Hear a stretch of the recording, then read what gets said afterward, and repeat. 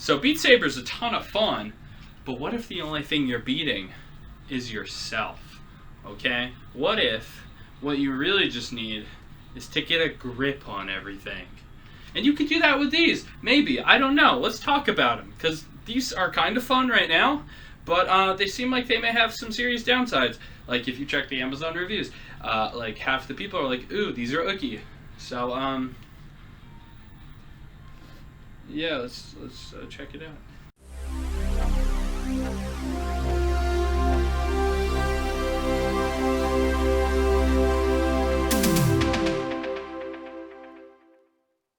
Getting these setups pretty easy unless you're stupid and you put them in the wrong things like me.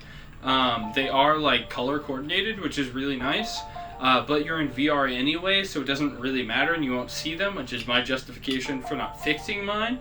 But if you want them to look nice and coordinated, you absolutely can. Now, you are going to need to remove your default straps to do this, and that's really the biggest thing to do. And the default straps for this is the Rift S. They just kind of, not really clamp in, they kind of thread in, kind of clamp in. You definitely have to finagle them, like force them through a little bit, but it's pretty simple. There's mostly just a loop you have to attach to it to get it in and to get it out. And then once you actually connect it, it's just threaded on. Like the pressure of screwing it around is what holds the actual straps in place. And you definitely want the straps on here if you're going to be using this, so you don't accidentally hurt anyone or destroy everything. So I'm gonna interrupt my rambling real quick to actually show you the sabers and give you a close look and actually disassemble them so you can see how to put them together. So these are labeled left and right, and they are color coordinated as well. You just slide these right in. Here's a little product box. This is for the Quest and the Rift S. It seems like most of the reviews I've seen for this though are for the Quest specifically, but I am using the Rift S. They got little pads, warranty card, and these instructions are fairly important. Now I am essentially showing you how to assemble it in reverse by disassembling it. So the last step is that you're screwing these in, okay? This is just kind of how it all comes together. It's a really strange system. I don't really understand how this is the best way to do it. Maybe it's just the easiest way to make it compact, but it kind of, you have a little string in here that just threads around this screw, and it kind of stays in place just by that. And look, as you can tell, you like really have to screw this in and unscrew it quite a bit as well. You see why I said disassembling this? If I ever had to take these off, I might not put them back on. Like, that's such a pain. Now, whenever you want to take them out, kind of just yank on them, and this right here, this thread is what goes in, and that's what replaces the default little Oculus strap. And this is the thing that I was kind of concerned with putting in. Now, this design is nice. I like this more than the Oculus one. The Oculus one, whenever you pinch it, I feel like you're just gonna like if you did this all the time, like if you swapped out games like every day or every week or something, like I feel like eventually something's gonna give. And that's really all you do to disassemble it.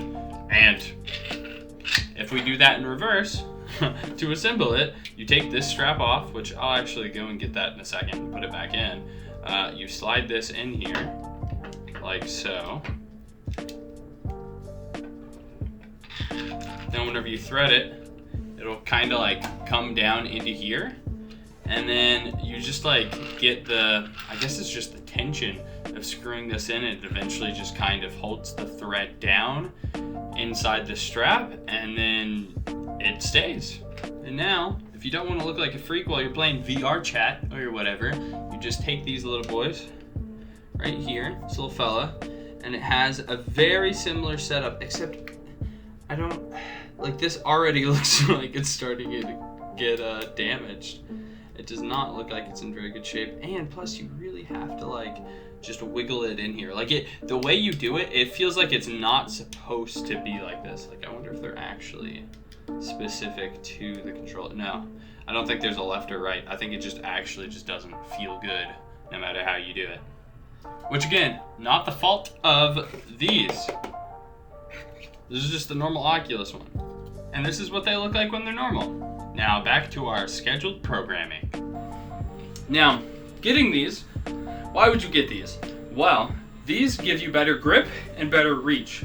Maybe you don't like the slick feeling of the default controllers and want to be able to have a little more control over it. That would be fantastic for this.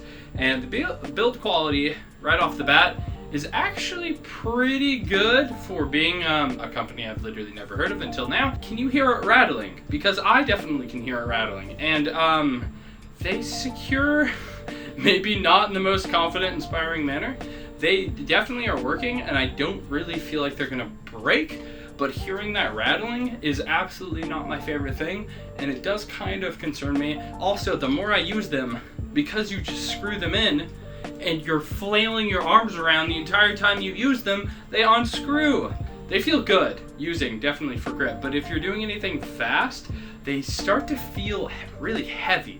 Again, they're sturdy. Like, heavy normally is like a quality thing for a lot of components, but unfortunately, this is something where heavy's maybe not necessarily what you want if you're going to be flailing around all the time. Now, I guess you could make the counter argument that, oh, you know, then you're getting more of a workout out of Beat Saber, which, I mean, if you want that, there you go. Sure, you can do that. Or, if you want to be really fast and agile, you may want every advantage you can, and you may not want to use this at all.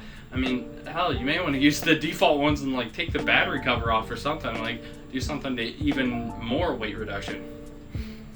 But for the incredibly brief amount of time that I've been using these, ultimately they do feel pretty good. I'm probably going to keep using them for Beat Saber. Now, they are kind of a pain to get in and out, so if I get hooked into another game and I still want to get some Beat Saber sessions in, I very well may just quit using these. Honestly, for $30, I don't think that they're not worth it. Like, they may be worth a shot. You may fall in love with them, but I personally could take them or leave them. I have them right now, and I'll probably continue to use them just because I currently own them, but if anything were to happen to them, I probably wouldn't bother to buy new ones. Yeah, dude, so, like, what do you honestly think about it? The Sabers? Yeah. 'Cause I don't know. Like, it's fun. I really, really like the extra reach. It makes some things feel a whole lot better. And, like, for the mines, I don't feel more scared or anything of them. If that makes any sense? Like, the extra reach, literally, I don't think there's any downsides to it. For faster parts, obviously, it does get heavy very quickly, which that will strain your forearms, but I don't know many people that play Beat Saber, like, literally only as cardio, so I don't think that matters, and if anything, that would only help that, just because the extra weight is extra muscle movement. But that's really it. Dude, I hate the rattling, I'll tell you that. Yeah. Knowing that it's noticeably 3D printed is kind of frustrating. Just because it makes me feel like I could have just bought a 3D printer and done the exact same thing. You mean like little shapes on it? Well, yeah, pretty much everything. Like, you can see the lines from where it was printed. This isn't injection molded, which there's not an issue with that, right? It's not like this has to be handcrafted from wood. But, I don't know. Commercially buying 3D printed things feels cheap and gimmicky to me. I don't mind them though. Like, I genuinely enjoy using them. I really like that they've got the foam on them. The foam really actually makes it feel a whole lot more fun. Really does make you feel like you're holding sabers though, I'll say that. Because, like, the Oculus controllers are designed to just be hands, right? Yeah.